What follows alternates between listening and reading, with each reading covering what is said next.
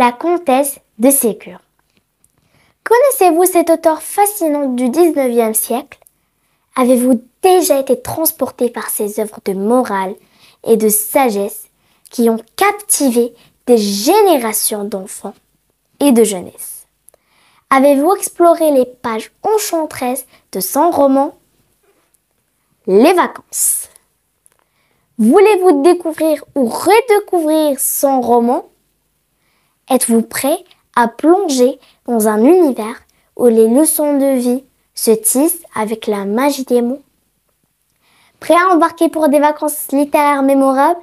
Alors, rejoignez-moi pour découvrir ou bien redécouvrir les vacances de la comtesse de Ségur.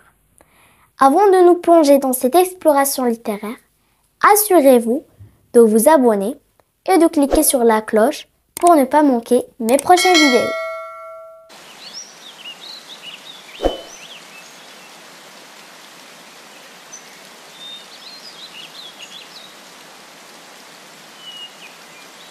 Bonjour, aujourd'hui nous allons aborder la suite du roman Les petites filles modèles.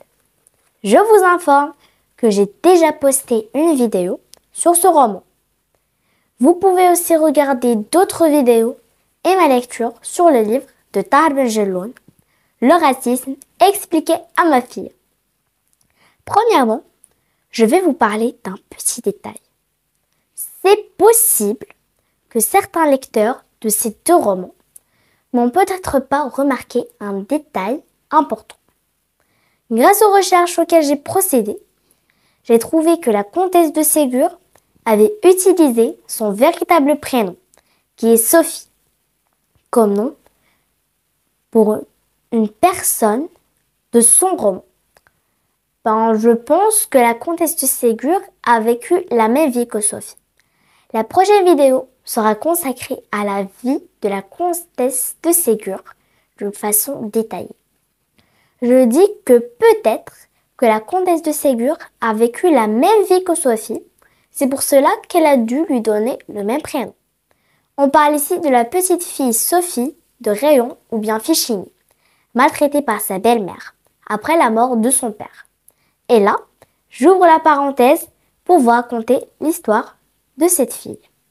L'histoire est un récit qui représente la suite du roman Les petites filles modèles, où des cousins arrivent au château des Fleurville, où les petites filles Camille, Madeleine, Marguerite et Sophie sont impatientes de leur visite. Peu de temps après, elles apprennent leur arrivée et se présentèrent à Sophie et Marguerite. Ils se nomment Léon, Jean et Jacques. Dès leur arrivée, ils discutèrent avec gaieté et eurent l'idée de construire une cabane pour chaque groupe d'enfants. Un jour, pendant une promenade, ils trouvèrent un homme en haillons qui rappelait à Sophie des souvenirs lointains.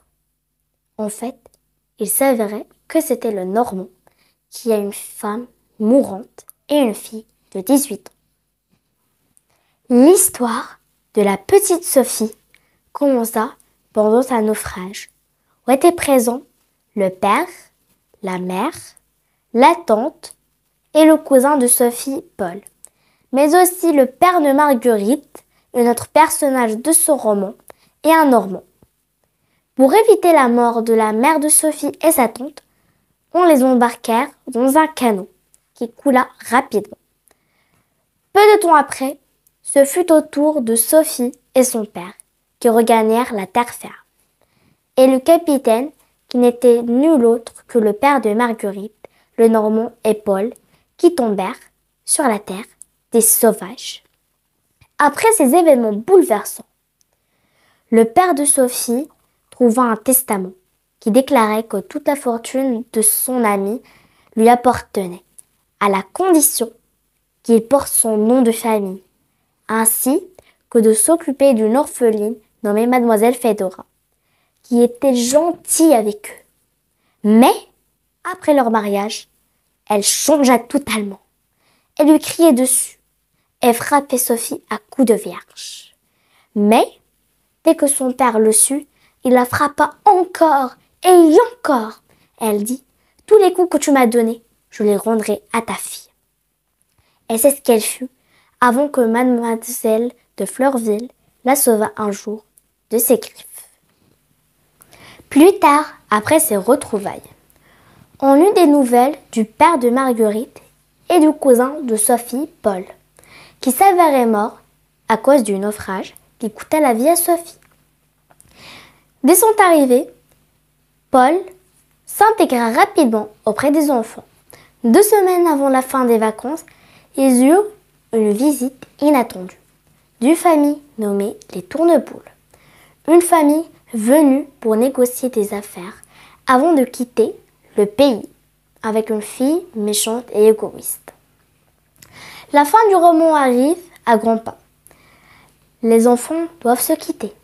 Ils pleurent avant leur séparation amèrement. Mais peu de temps après, chacun et chacune se marient. Dans l'autre côté, chez la famille Tourneboule, Mademoiselle Yolande et sa mère quittent la famille quelque temps après. Le père de cette famille perd sa richesse et retourne vers son ancien métier de marmiton. D'après ma lecture, je peux vous dire que la comtesse de Ségur est restée fidèle à son style d'écriture, comme dans son roman Les petites filles modèles, ou le roman Un bon petit diable.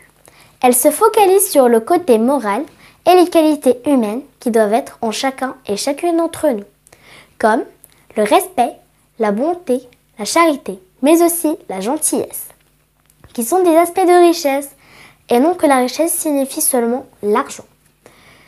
Mais aussi, on doit être gentil envers les autres.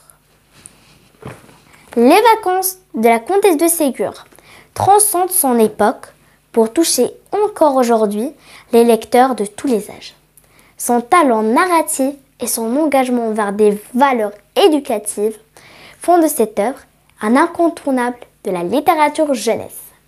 J'espère que cette exploration vous a donné une nouvelle appréciation pour l'héritage littéraire de la comtesse de Ségur. N'hésitez pas à partager vos pensées et vos expériences dans les commentaires. Merci de m'avoir rejoint aujourd'hui et à bientôt pour de nouvelles découvertes littéraires. Et notez bien que nous apprendrons ensemble.